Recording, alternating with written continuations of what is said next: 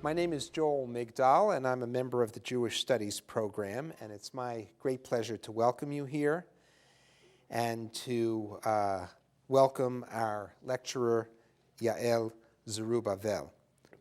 Tonight's lecture will demonstrate a different symbolic bridge to the past. Here, instead of reconstructing the past using modern meaning, Israel deconstructed the past, burnt its bridges, if you will, in distancing Israeli society from its immediate history, the experience of Galut, or Jewish exile, and of the Jewish diaspora communities. Professor Zerubavel.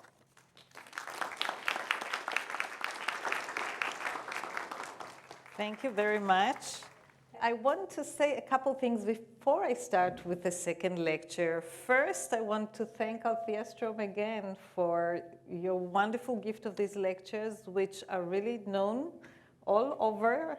And it's not only all over the States, it's all over the world. I mean, it really has a terrific reputation.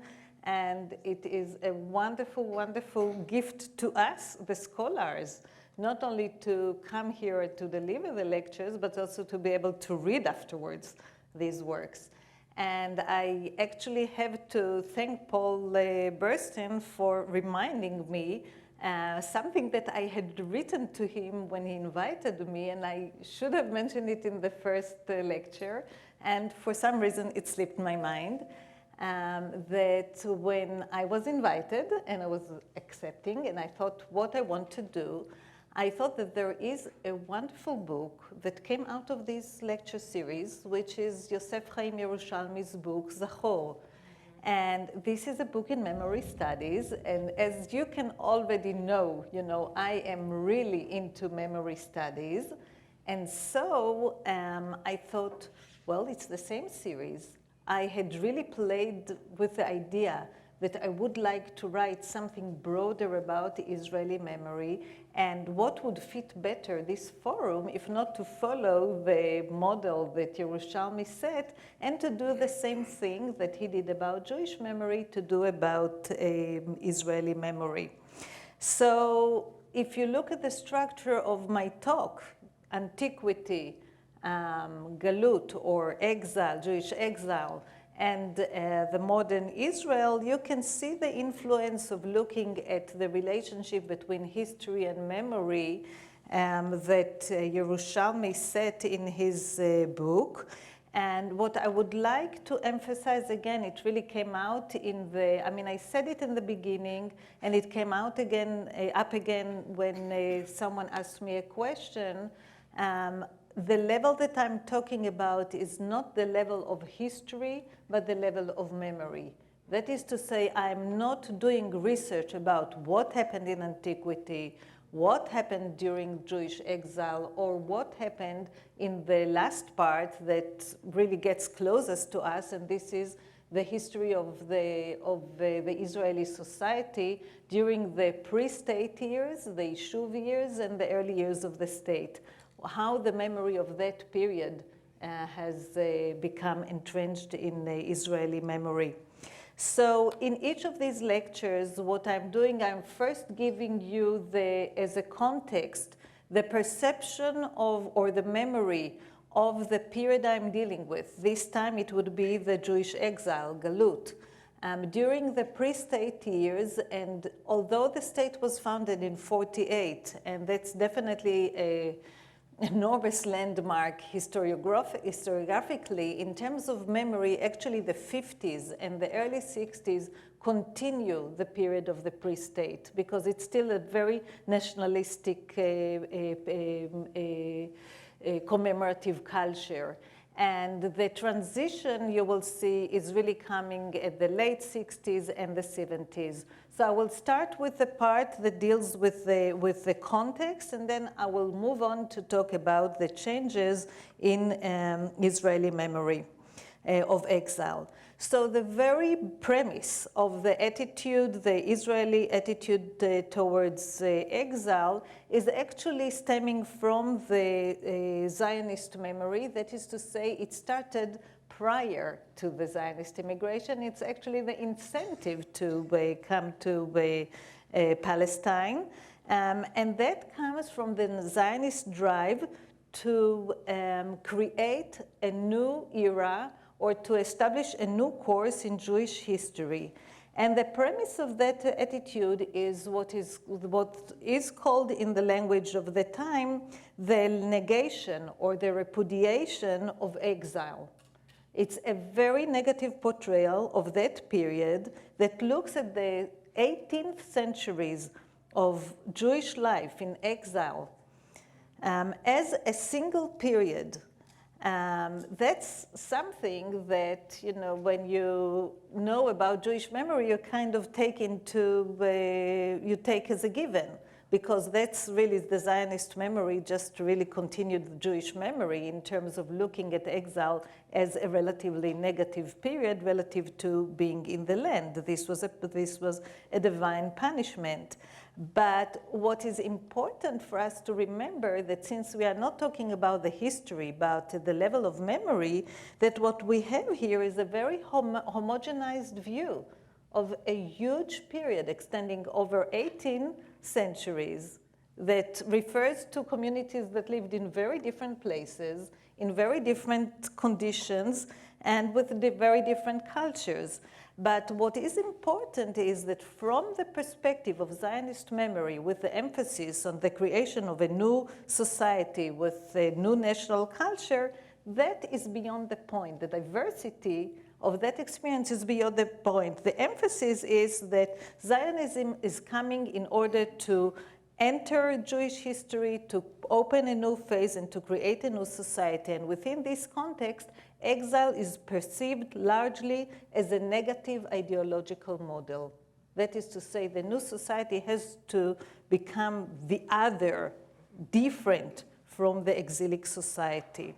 Now, what we see here, and I will just talk about it in general terms because that provides us the context, is that the ideological positions or the rhetoric is very often includes references that are really anti-religious, and sometimes also even with some overt anti-Semitism or influenced by anti-Semitic views of the kind of the character, the general character of the exilic Jew, the Yehudi Galuti, very negative, very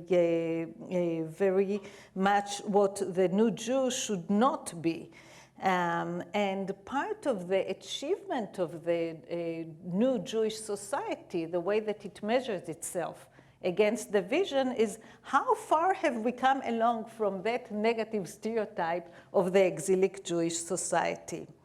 But we have to distinguish between these ideological postulations that very often are much more bold or extreme, radical, than what actually happens in the ground. And that we will see as we will go, we will see that this kind of gap between the statements and what is actually happening is always there. So for example, this very negative repudiation of exile, Jewish exile, that is so much part and parcel of Zionist memory, actually when you look at the construction of national Israeli culture, you see continuity from tradition. You see actually that there is a lot more than just negation of exile, and that in fact the Zionist pioneers themselves were, after all, the product of the exilic Jewish society. They had their relatives abroad, with whom they continued to have ties. The Yishuv as a whole, the whole Jewish society of Palestine, was connected to exilic communities organizationally, financially, politically. So these kind of extreme statements are really mitigated by a much more ambivalent approach when we look at what is happening on the ground. But the idea was to create a new society, and we already talked about it, and that's definitely not news to you. You know, the idea of the revival of Hebrew, but what is important is then the other side. It's not only that Hebrew has to be revived and to become the common language, it's also that Yiddish, the language that most of the Zionist pioneers came from Eastern Europe, and there were Yiddish speakers, that was the revolt against the Yiddish.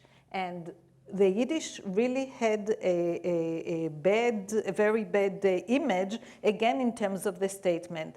Now, there was a social sanction, or there was a drive to speak Hebrew. And in Tel Aviv, in the very early decades of Tel Aviv, in the 20s, there was actually a legion for the protection of Hebrew language that was roaming the streets and actually beating up Jews who were speaking Yiddish. Now, that's a rather short history and rather extreme. This is not typical of that, but the kind of disapproval of speaking Yiddish or Arabic or Ladino or any other language was still very much part of the public space. What is interesting is the distinction between the public space and the private space. Because in privacy, even those people who spoke Hebrew fluently, when they wanted to talk with their friends and their relatives, they switched to their native tongues. And so the famous national poet, Chaim Nachman Bialik, who got all this admiration for being the national poet of Israel, actually loved chatting in Yiddish and was even scolded, you know, for talking in Yiddish with his friends. I remember my own grandparents. They came in the early 20s, spoke committed Zionists, spoke Hebrew very well, but when they talked among themselves, they spoke in Russian. And my grandmother spoke in French to her sister because both of them studied in French schools. And my other grandmother came from the United States prior to World War I, and from the United States, so she was speaking American English was her native tongue, and until she died, when she spoke to her siblings, it was in English. So this kind of duality has always been there. But to give you just another personal story to show you this dilemma, I remember in the 50s and the 60s, we had neighbors next door who the grandparents were living with them, and the kids were talking Yiddish with their grandparents. And my Sabra mother was very, really disapproved of that. You know, why do they speak Yiddish? So it was okay for the generation, the older generation, but for the kids, somehow it wasn't okay. But that's already a Sabra, because I think where you see it is in the shift between the second generation to the third generation that the immigrant language disappears. So there is no question that the Zionist pioneers themselves, who were the founders of the Hebrew culture, put pressure on themselves to relinquish their traditions, to move on, to create a new culture and a new society. They, of course, were not as much over the exilic culture as they wished to, but they really strove and they really put tremendous effort in that. The problem becomes when the people who came out with this commitment and this kind of almost fanaticism about doing it kind of expected others who didn't necessarily share the same views and values to act the same. And so when the German Jewish immigration came to Israel in the 30s, when the Middle Eastern Jews came after the foundation of the state, the same kind of tremendous pressure that they should forget their languages, they forget their ethnic traditions, move on and accept the secular national Hebrew culture was very much part of what was expected of them. What we see is after 48, as I said, the 50s and the 60s still continue this approach, but there is something starts to change, because once the State of Israel is founded in 1948, you can't really call the diaspora exactly in the same name. So even though people talked about it and the history books refer to the period of exile prior to 48 as Galut, and for the Jewish community they were called Gola, after 48, you somehow have to represent the transformation. And it's very interesting what is happening in terms of the symbolic terminology. The term tfutzot, which I would translate to diaspora, starts to replace Gola. Because what it signifies is it not only the state of Israel has been founded that can provide citizenship to the Jews who live in Israel itself, it also, by that very act, the land of the Jews in Israel, or the Jewish state, is also transforming the status of Jews who actually remain abroad. By calling them now diaspora, it's always in relation to Israel, and it actually highlights the fact that it's different than Galut. Now, practically, it made no difference for the Jews who continued to live outside of Israel. I mean, there is direct continuity there. But if you continue to call them Galut, it emphasizes that there is no change in the situation. So by applying a new term, you kind of reinforce 1948 as a transition. Now, it's interesting to see in terms of, and I'm moving on, in terms of the attitude to the exile. During the World War II, of course, the Yishuv expresses concern about the Holocaust and sends messengers, and sometimes, you know, in some cases, to try to help if there is a possibility. But the Yishuv, or the Jewish Society of Palestine, was also very preoccupied with its own position, especially, you know, when the Germans were proceeding in North Africa, and there was a fear that they would get to Egypt, and that they might move on to Palestine. What we see there is a kind of discrepancy between the older generation, the people who actually came from exile and were deeply concerned with the families that they left, and often expressing also guilt over leaving the families behind, and the Hebrew youth who got so much the repudiation of exile in their education that even though they also identified with Jews and expressed some concern, they also expressed the view, and I have to say, it's not easy to say it because you kind of feel difficulty to express it, but that's part of what has happened, and we do need to talk about that. There were Hebrew youth who actually felt that the Jews who remained in exile were the ones who did not really see the Zionist vision as the act that one needs to follow, and that in some ways they have behaved in a passive way, and they continue to behave like exilic Jews. And the phrase that they went like sheep to the slaughter was part of the phrases that the Hebrew youth were discussing as problematic to them, and interfering with their ability to emotionally identify with the Holocaust survivors. And so what we see in the 1950s, after Israel is founded, there is a slow process of it's not coming into terms, but trying to create a formal or an official commemorative framework to address the Holocaust.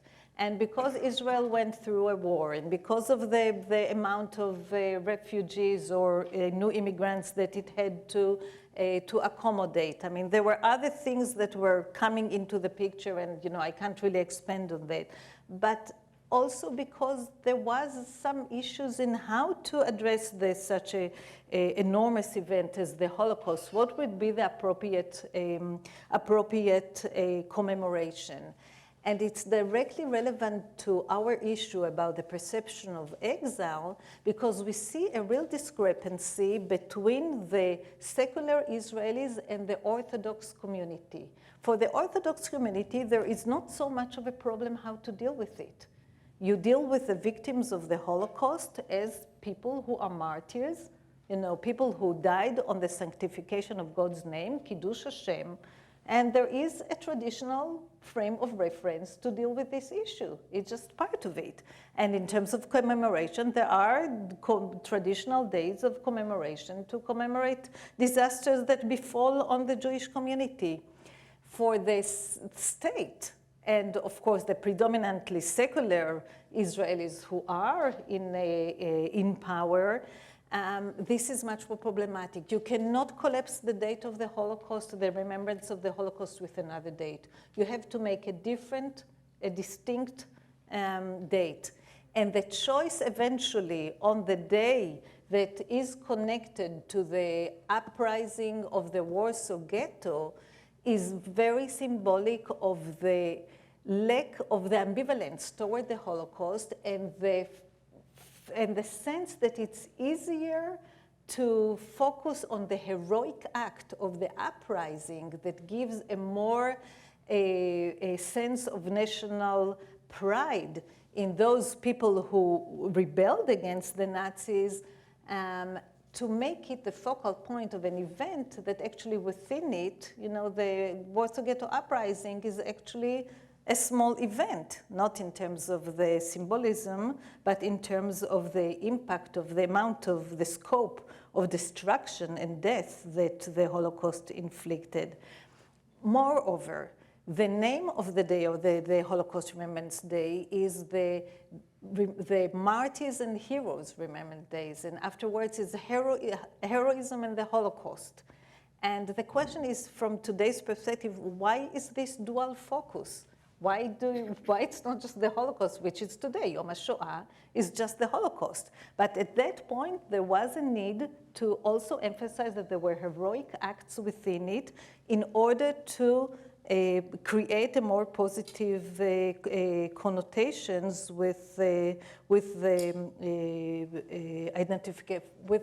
for the identification with the Jews. And that's very typical of the 50s and the 60s in Israel. Now, there were other commemorations of the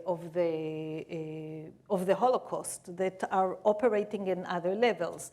For example, there are memorial forests that are created in Israel on the names of different communities, and people give money for that. There are street names of different cities, have actually street names that are named on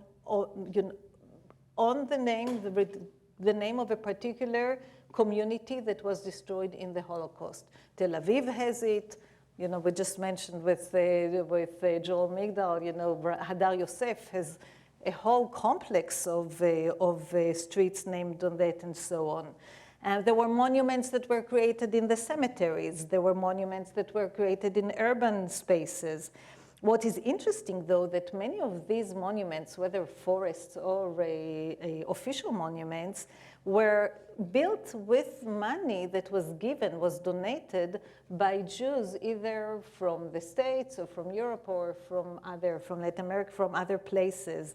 And in some ways, then, this act has more layers, as multi-layered in terms of a commemoration, because it commemorates the communities and it commemorates the Holocaust, but it's also a site of memory that affirms Israel's position as the custodian of national memory for the whole Jewish people. Because otherwise, why Jews from outside give the money to commemorate the Holocaust in Israel? There were also voluntary immigrants associations, or what is called in Yiddish, Landsmannschaften, that are created in Israel, as they were created also here and in Europe. And there you see actually the role of a community of memory. They are getting together, they are establishing this association in order to create a symbolic continuity between the past that was left behind, the community that was destroyed, and their contemporary lives in Israel. What is interesting that this is a subculture that for the veteran Israelis, for the mainstream Israeli society, it's like marginalized. It's really not in the limelight. And people may not necessarily even know about it, but it's a very important network and a very important commemorative a tradition that is created within these networks of the Landsmannschaften. And they serve as a living memorial, but also as a symbolic replacement for the community that is left behind. Similarly, there are synagogues that are based on actually ethnic affiliation or the place of origin. It can either be based on a city, like the Jews of Aleppo, or it could be, you know, an Iraqi synagogue, or it could be of other communities. So that was another form, not necessarily about the Holocaust, but the connection to exile. Now, a really interesting case of another form of bridge between exile and contemporary life in Israel that is explicitly exilic, because as I said, there were other things in the culture that, you know, that we can say are also symbolic bridges that have continuity from exile. You know, if you want, all the calendar, the holidays that were celebrated in exile, they're celebrated here. So there's continuity in that, the continuity in the Jewish religion. But where the exile is right there in front, like in the Landsmannschaften, in the synagogues that are called by the place of origin.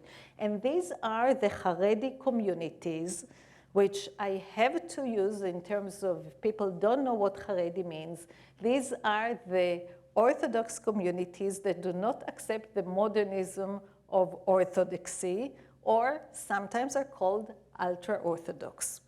So these communities, either survivors of Hasidic courts or Lithuanian yeshivot, regroup in Israel around the rabbis, the rebbes that were actually able to leave Europe and smuggled out, very often with the help of the Sochnut, of the Jewish Agency, or other Jewish organizations. Some of them come to the States, some of them come to Israel. What is interesting, and of course in Europe after the war, there are also such communities. What is interesting is that they keep their definition, their identity, based on the geographical location where they had started, where they originated from. So you have the Belzer Hasidim that have become really big movement in Israel today, and even more so the Gerer Hasidim, that are really gay. And they start from clicking around their rebbes, other Hasidim that or Haredim, you know, join them that may have lost their spiritual leaders, and they are rehabilitating the community. What is important for our end is that they create like a virtual geographical map. I mean, it's like transplanting the exile, the map from exile, into this new geographical place. And because the Haredim are wearing different clothes, some of them are speaking Yiddish, you know, they vary in terms of their attitude to the state of Israel. Some of them are anti-Zionist, they continue to speak Yiddish, and they do not recognize or do not want to be part of the political life. Some of them join the political life, but they are obviously representing life, exilic life, that Zionism had rebelled against right there, visibly, in their enclaves, in their communities. Now, I want to move on, and I will get back to the Haredim and to religion later, but I want to move on just to go on in terms of the mainstream Israeli society and the attitude towards exile. I had already said that, of course, the Six-Day War was a really watershed politically, but in terms of our topic, in terms of memory, and in terms of the attitude towards exile, in fact, the Yom Kippur War of 1973 was much more detrimental, because that really reshaped both the commemorative map in Israel, or the commemorative landscape, the memory, but also the political map of Israel in the aftermath of the war. What happened during the war, that Israelis for the first time felt the vulnerability of their own situation and the kind of existential anxiety that it was not clear whether Israel is going to make it through the war or not. To the extent, yes, there was also worry before the Six-Day War. It's not the end. Of course, during the 1948-49 war also there was anxiety. It's not that it was immune from it, but the extent of this fear, probably because it came after the national euphoria of 67 and the sense that everything is safe. And then this downfall of a war that Israel was totally unprepared for, and the beginning of the war with so many casualties and a sense that, Israel is attacked on both sides and we don't know what is going on and what is going to happen there. The impact of this is enormous because from that point on, we start seeing the Holocaust becoming a major a historical event that is not just part of history, is not just part of an official memory and talking about 6 million Jews, but in fact an event that Israelis start to look at from their own psyche, collective psyche, from their own emotional state, and start to own it. This is not the event that happened to Jews in Europe or to exilic Jews. This is something that is part of our own collective memory. Now, it doesn't happen immediately. What you start seeing is actually the reference to the Holocaust, the reference to the Holocaust as a kind of a metaphor for the position of Israel. But as we progress through the 70s and the 80s, and then with the change of government, Bygone was very instrumental also to bringing the Holocaust and making it a political metaphor. The analogies between Israel and the Jews of exile, all of a sudden, it's not one against the other. It's not two oppositional experiences. It's collapsed into one historical continuity.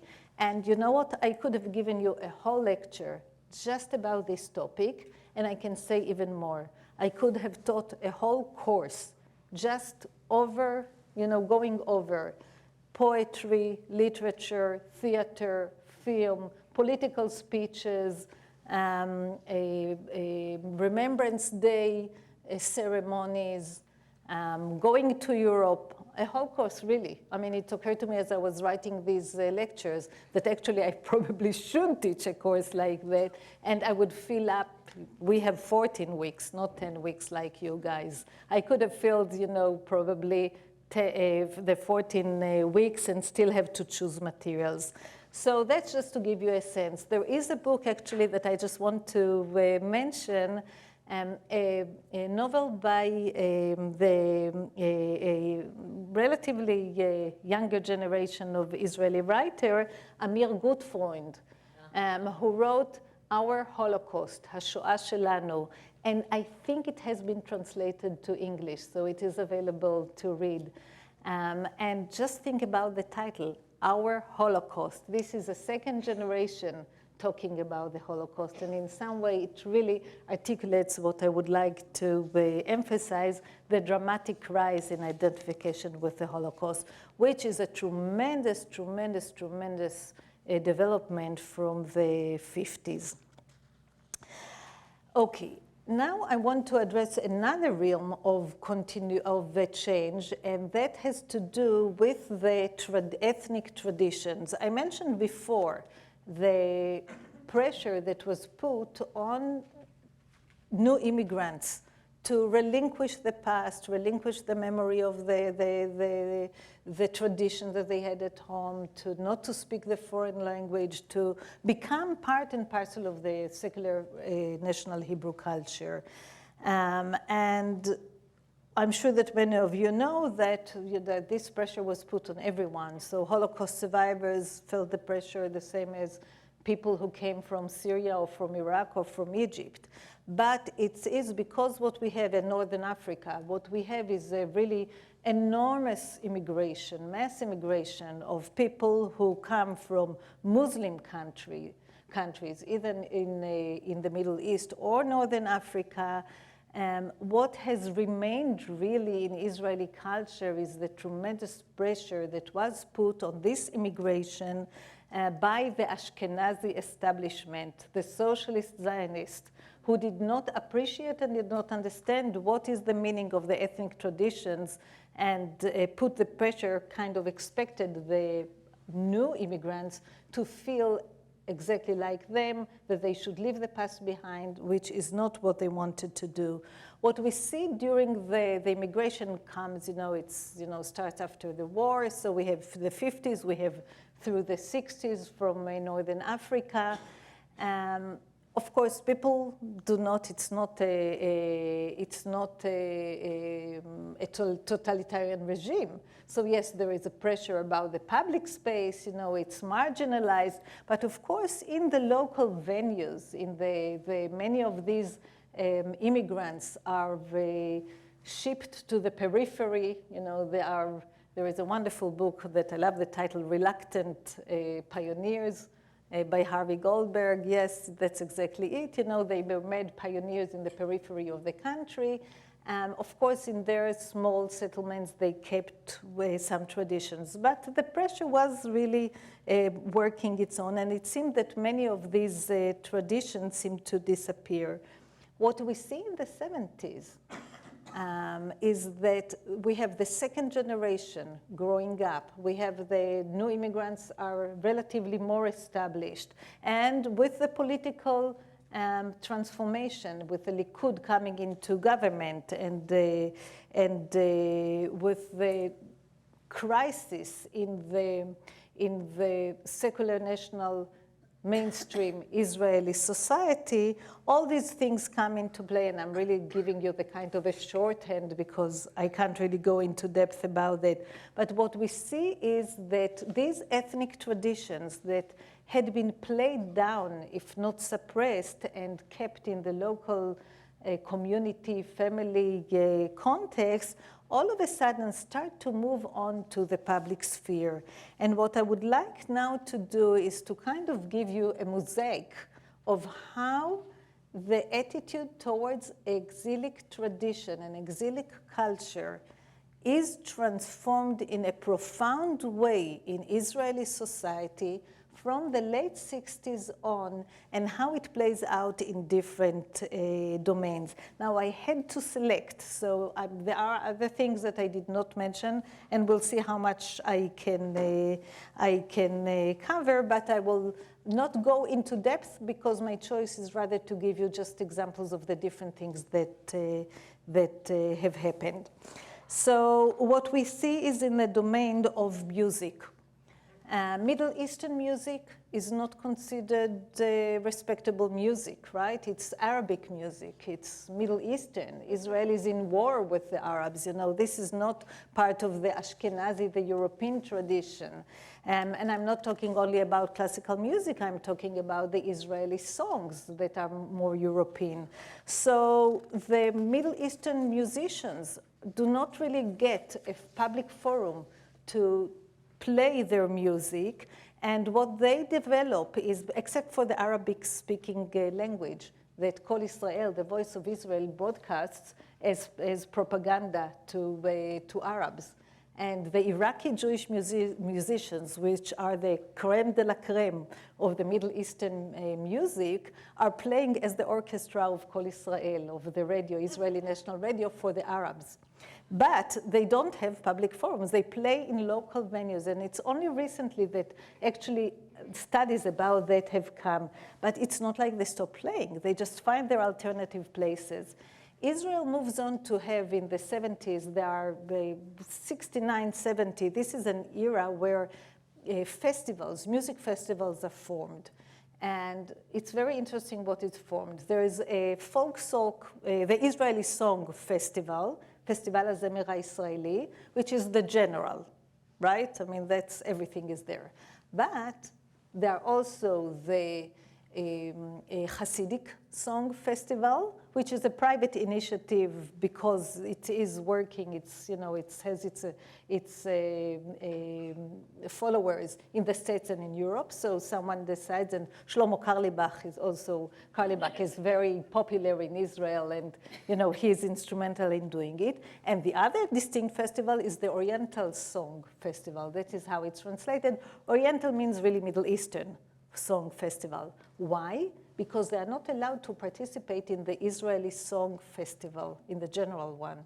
So a kind of compensation, there is a different niche made for them. They are the folklore, they are the esoteric, they are the cultural heritage, they're not part of Israeli society. Because for Israelis, Israeli songs are the part of the mainstream. It's the Israel, it's the now there. Those guys who play Middle Eastern music, they are part of Exile. They are continuing the exilic tradition, and so they are exiled to another festival.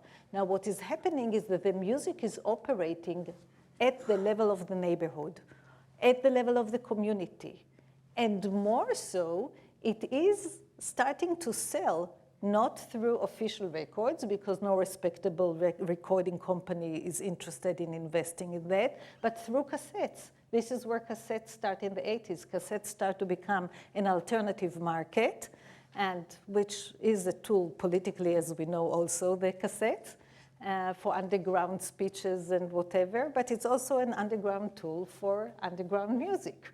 And eventually, through the cassettes, they start to penetrate into mainstream. And by 1985, the Oriental Folk Song Festival is canceled. There is no need for it. It doesn't really have a stand because it's becoming more established. This was a big thing politically in the memory of Middle Eastern Jews and Middle Eastern singers. Now, in 1970, as part of this interest in the traditions, like the Hasidic songs and other things, there is a new development at the domain of museums. The Diaspora Museum, otherwise called Bet HaTfutzot, is built near the campus, or on the campus of Tel Aviv University, and its name provides exactly what I spoke about before. It's not the museum of the Galut or the Gola, the communities. It is Bet HaTfutzot. It recognizes the plurality of a Jewish experience during exile. Now, we can say this is a credit that here there is a museum like that is now built in Israel. However, when you look at who is the initiator of this museum, you discover that this is Nahum Goldman, who was not an Israeli, but, you know, the president of the World Jewish Congress. And he took 20 years from the time that he raises the idea until actually the museum is built. And when it's built, Nahum Goldman's purpose was, or goal was, to reintroduce the respect to the Gola, the respect to the Jewish, to the world Jewry in Israel. But there are a lot of arguments about it in the process of constructing the museum, and eventually it does show the plurality of Jewish exile experience, but the museum goes up to 48. So it still doesn't recognize that there is diaspora, you know, after 48, which undermines actually the initial goal. More interesting than that, because that's a kind of an official memory level, is the emergence after that of small and specialized museums that different ethnic communities in Israel get organized to build, to create the museums to preserve their cultural heritage, both to present it to others, but also for their own children, to maintain the tradition of their exilic past and transition to Israel. So I think the biggest, is probably the most established, is the museum for the, how do they call it? The Museum and Cultural Center of Babylonian Jewry in Or Yehuda, near Tel Aviv. But there are, quite a few others. There are Jews of Libya, also in Or Yehuda. German Jews even created, that's really something. When German Jews create a museum, you know that, this is really in fashion. They were the last ones. Yemeni Jews, Kuchin Jews, Ethiopian Jews, Georgia, Hungary, Austria, Lithuania. And there is a center for Yiddish culture, Bet Shalom Aleichem, that opened in Jerusalem. Tel Aviv University also has a Yiddish center. These centers, they are between museums and community centers. They have exhibits about the past, depends on how well provided they are and the resources, but the ones that are larger have exhibits about the past that include the past of the community in exile, Zionist activities in exile, which is the kind of, a kind of a hechsher, that's the stamp of kashrut, that they are okay, that they were Zionist in exile, and also their contribution to the society in Israel.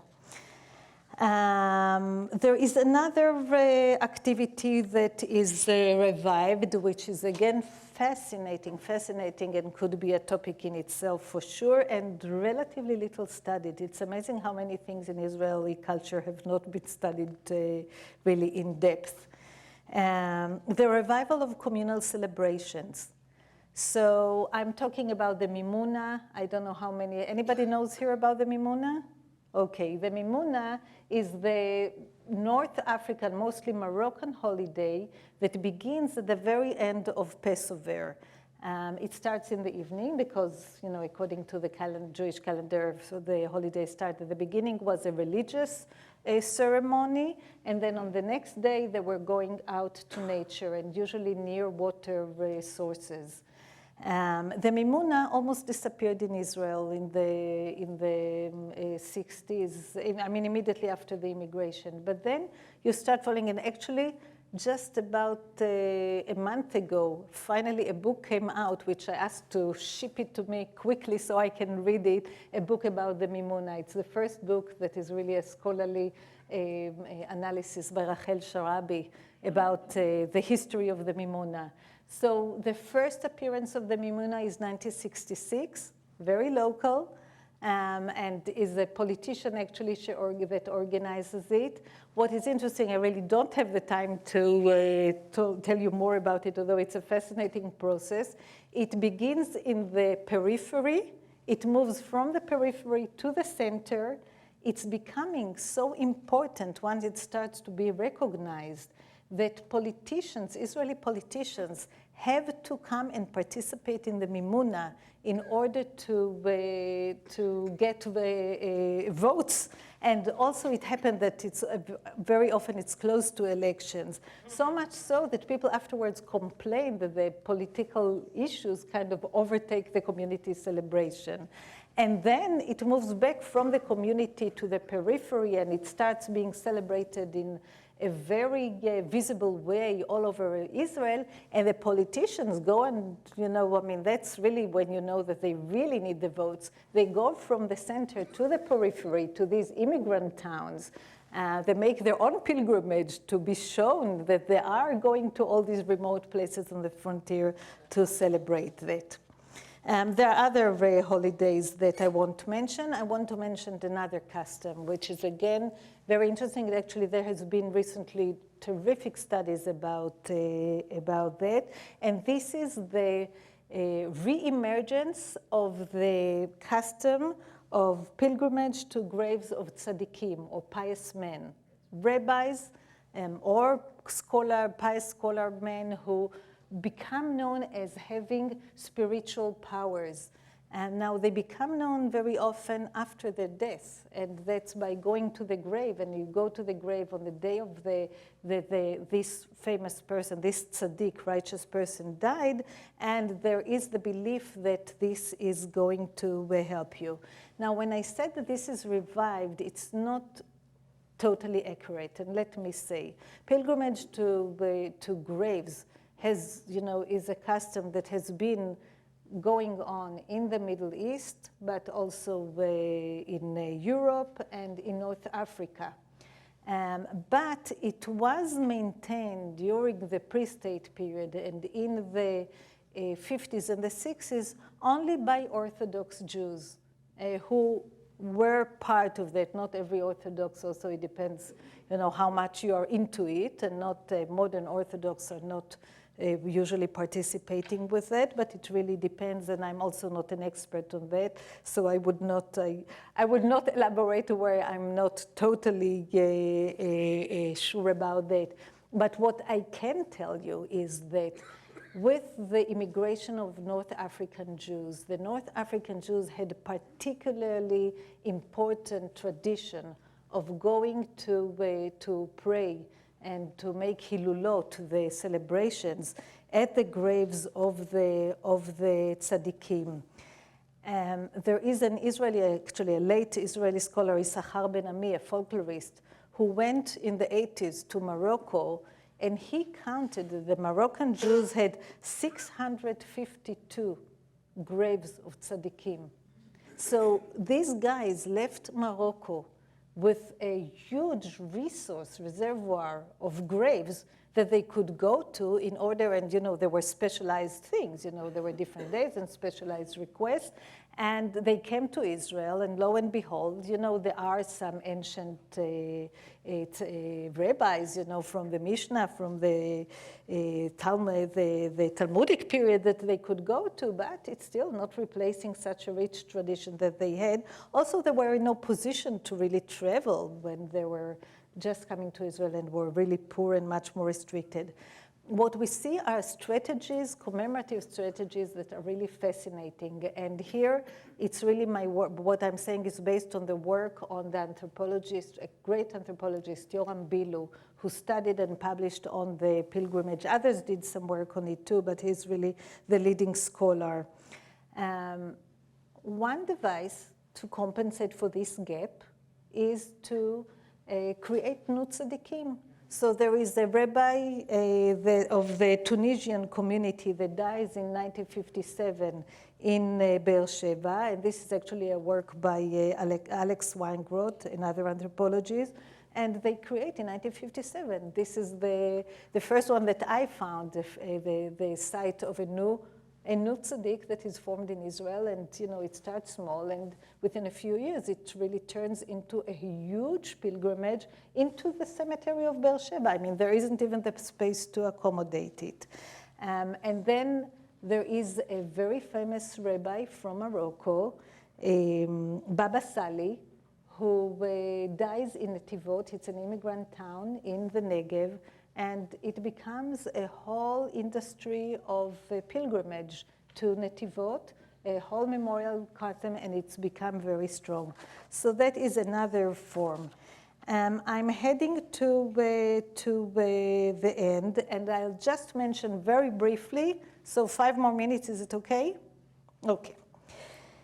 Another form of creating a pilgrimage to the tzaddikim is through dreams. Moroccan Jews have a tradition of dreaming, that you get messages through dreams, and rabbis whose graves are left in Morocco appear in the dreams of Moroccans in Israel and ask them to create a site, a memorial site for them. It's without the bones, but they create memorial, and this memorial site could be in an apartment, in just one of those shikunim apartment, residential. But the community accepts it, and it becomes a site of pilgrimage, and it can become a huge thing. So there is a documentation of that too. Now, the last thing that I will finish with now, and believe me, I've skipped a lot, but I cannot not tell you about that there is an idea of creating a Shtetl park in Israel. And it sounds like a joke, but it really is. It's an idea that was promoted, and actually there was already been the breaking the ground ceremony has already been performed. And creating a Shtetl park, and it's going to be in Rishon LeZion, which is really interesting because that's supposed to be the first moshava of the first aliyah, although Petach Tikva actually has a better claim to be the first, but it's and so it's in the heart of the Zionist resettlement of the land of Israel. There is, and it's a combination of a living history museum with actors who would perform. It's a replica of a shtetl. Professor Yafa Eliach is actually the person behind this initiative, and I don't know where it stands. What is Israel? I mean, I have to actually, when I go to Israel, I will check at what point it is. But in 2003, the groundbreaking ceremony was already done. It's a very expensive enterprise, though. What is interesting is that I came across an Israeli novel where the same theme appears in this novel. And the novel is called What You Wished For, Ma Sheratzitem, by Egor Schiff. It's not a very well-known writer. And the story there is about a filmmaker who is looking for new ideas. He's kind of dried up and he's looking for ideas, and he goes to a used bookstore and he finds a folder with old photographs and some notes and whatever, and it's called the Zhilonitz Kama Letchia. Zhilonitz becomes alive.